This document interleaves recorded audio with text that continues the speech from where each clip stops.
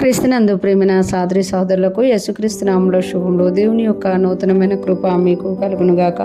ఈరోజు దేవుడు మనకిచ్చిన మాట మత్తయి సువార్త 20వ అధ్యాయము 14-15 వచనాలు. నీకిచ్చినట్టే కడపటి వచ్చిన వీరికి ఇచ్చుటకును నాకు ఇష్టమైనది. నాకిష్టం వచ్చినట్టు నా సొంత సొమ్ముతో చేయుట న్యాయం కాదా?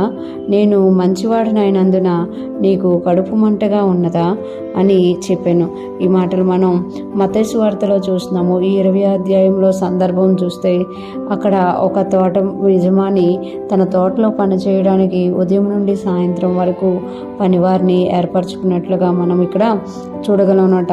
మొదట వచ్చిన వారితో ఎంతైతే ఒడంబడిక చేసుకున్నారో ఆయన మధ్యలో వెళ్ళినప్పుడు కూడా వాళ్ళతో కూడా అదే ఒడంబడిక చేసుకున్నట్టుగా మనం చూస్తాం. కానీ ఆ విషయం తెలియని మొదట వచ్చిన వారు ఎవరైతే ఉదయాన్నే పనిలో చేరారో వారు ఎక్కువ వారికి దొరుకుతుంది అని అనుకుంటారు. కానీ చివరికి సాయంకాలం అయ్యేసరికి అందరికీ ఒకటేలాగా జీతం ఇవ్వడంతో అందులో కొందరు గొనిగినట్టుగా మనం చూడగలం. అందుకే ఇక్కడ అంటున్నారు కదా 14వ వచనంలో, నీకు ఇచ్చినట్టే కడపట వచ్చిన వీరికి ఇచ్చుటకు నాకు ఇష్టమైనది. నీకు ఇచ్చినట్టే అంటే నీతో నేను ఎంత వడంబడికి చేసుకున్నానో అంతే ఈ చివర వచ్చిన వాళ్ళకి కడపట వచ్చిన వాళ్ళకి కూడా ఇవ్వడము నాకు ఇష్టమైంది. అంటే అందరికీ ఒకటే జీతము అని ఇక్కడ తెలియజేసినట్టుగా చూడగలం. పరలోక రాజ్యంకి ఈ ఉపమానం పోల్చబడినట్టుగా కూడా మనం చూడగలం అనమాట. అందుకే ఇక్కడ అన్నా కదా, నాకు ఇష్టం వచ్చినట్టు నా సొంత సొమ్ముతో చేయుట న్యాయము కాదా?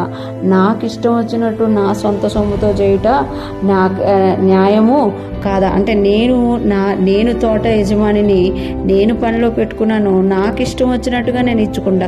నీకెంత ఇస్తాను, తర్వాత వచ్చిన వాళ్ళకి కూడా అంతే ఇస్తాను.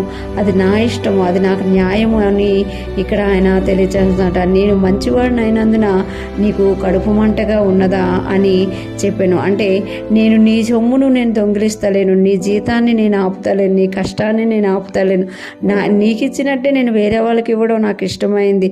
అయితే నేను నీది ఆపితే నేను చెడ్డవాడిని. కానీ నేను నీది నీకు ఇచ్చినట్టే ఇతరులకు కూడా ఇస్తుంటే నీకు కడుపు మంటగా ఉందా? నేను మంచివాడును అని ఇక్కడ దేవుడు తెలియజేసుకుంటున్నమాట.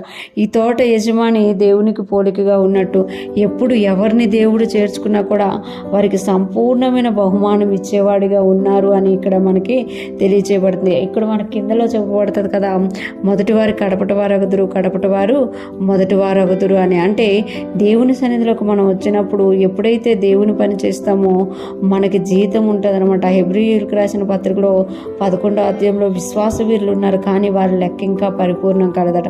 వాళ్ళు అన్ని సాహసకార్యాలు చేసినా కూడా దేవుడు ఇంకా మనల్ని కూడా వాళ్ళతో కలపాలని, మనం కూడా విశ్వాస కార్యాలు చేయాలని దేవుడు చూస్తున్నట్టుగా మనం చూడగలం. ఈరోజు ఫ్రెష్ మన్నా వింటున్న ప్రతి ఒక్కరూ జ్ఞాపకం చేసుకోవాలి, మన దేవుడు మంచోడు. మనకి ఏదైతే ఇస్తున్నాడో దానిలో ఆయన సంపూర్ణంగా చేసి న్యాయంగా ఇచ్చే దేవుడని మనం గుర్తించాలి. ఇతరులకు ఇచ్చినట్టుగా మనకి ఇవ్వలేదని మనం బాధపడకుండా మనకిచ్చిన దాంట్లో మనం యథార్థంగా ఉన్నప్పుడు ఆయన మనల్ని ఆశీర్వదించే దేవుడుగా ఉన్నారు. ఇంకొకటి, ఆయన మనల్ని మొదటగా ఉంచాలనుకుంటున్నారు కాబట్టి మనము ఆయన న్యాయాన్ని మనం అంగీకరించి ఆయన చెప్పినట్టుగా చేస్తూ ముందుకు సాగిపోతాము గాక.